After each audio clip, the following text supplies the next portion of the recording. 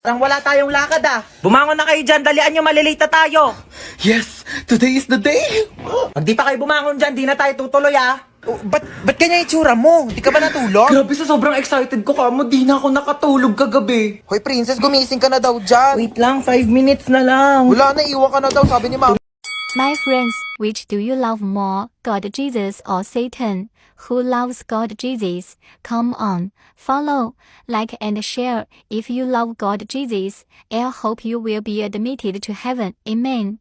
Na nga, gigising na eh. Madi ko makita yung color brown kong damit. Dadalhin ko yun eh. Sinabi na kasing ihanda yung mga dadalhin kagabi. Kung kailan pa alis na, tsaka pa kayo naggagaganyan. Alas 4 aalis, tapos alas 6 na, naliligo pa lang, tapos nagre-ready pa lang ng damit.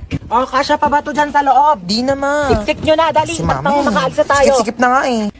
Oh, wala nang naiwan ha? Wala na po. Ilang beses ko na yung pinaalala sa inyo. Di wala nang nakasaksak dun sa bahay Wala na, natanggal ko na, be. Oy, nalak ko na rin yung gate, di ba? Oo, nilak mo na, nakita ko kanina. Asa pala yung susi? Wala sa akin. Sino ba naglock ng gate? Ikaw naman naglock ha. Pero inubot ko yun sa'yo Sige, eh. mag-away pa kayo dyan. Uuwi talaga tayo sa bahay. Hala, nasuso kasi bunso. Oh, ito plastic ko.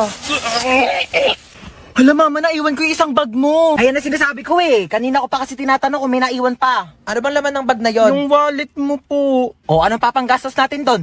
Umuwi na tayo. Di na tayo tutuloy. Ano ba yun? Sobrang excited na nga ako eh.